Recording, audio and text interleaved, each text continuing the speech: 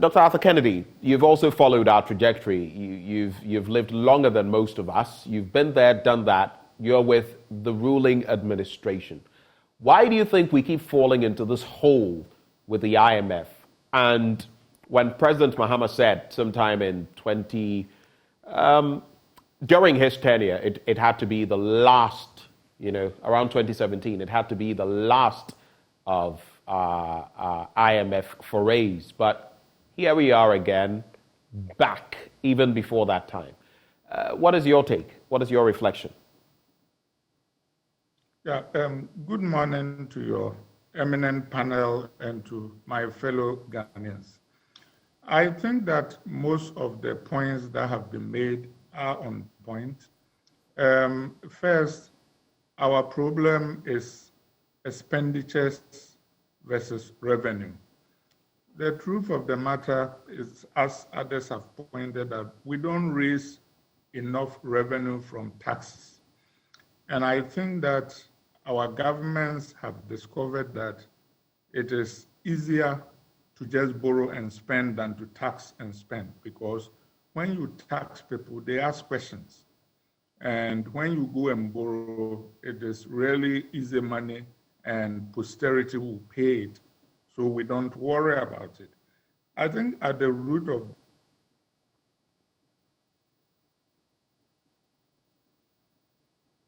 this moral crisis in the sense that, like all individuals, we must live within our means.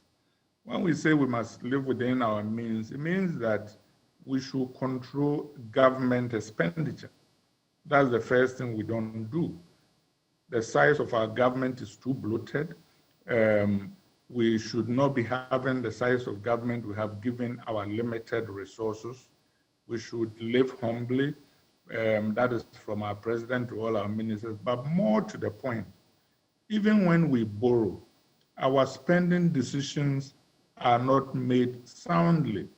We waste a lot of money. Actually, when you look at Tony Blair's African report, they said that 25% of our procurement decisions are affected by corruption. It means that the money that we are borrowing is not all going to what we ought to be using them to do: good infrastructure, electricity, investing in people so that we get educated, productive people. We're not doing all those things. So at the end of the day, we don't even use the money that we borrow well. I know that one of the panelists said diaspora remittances is a pittance, but the fact of the matter is that just that was like Professor foreign Aka. direct investment, diaspora remittances also respond to good economic management. It has to be an attractive place so that when people remit their money, they can have good places to invest them, which will create jobs so that the private economy will grow.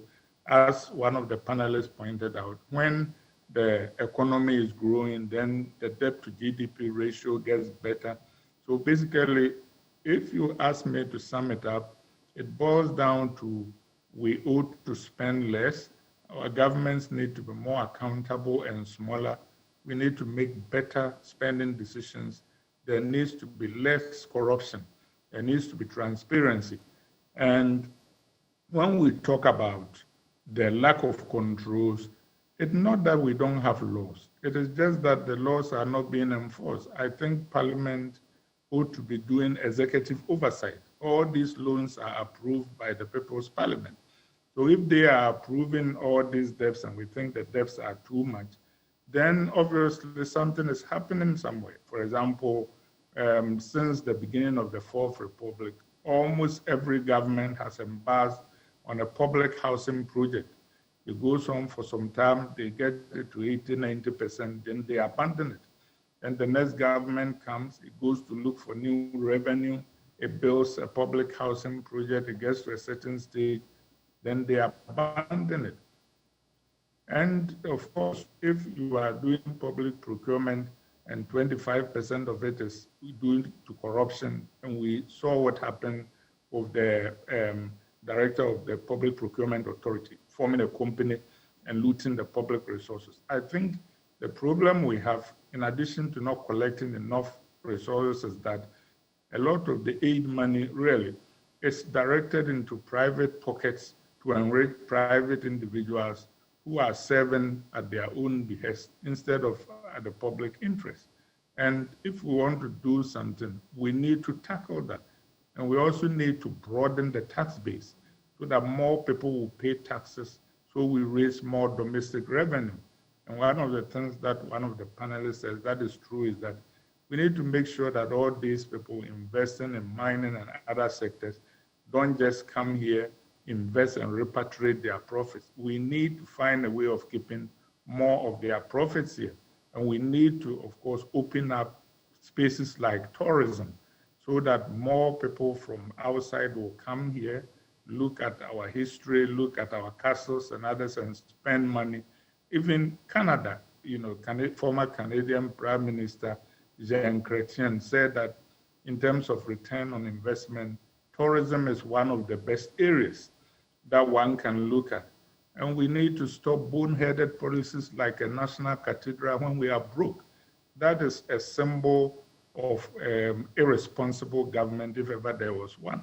So these are the problems that exist, and no nation has ever borrowed its way into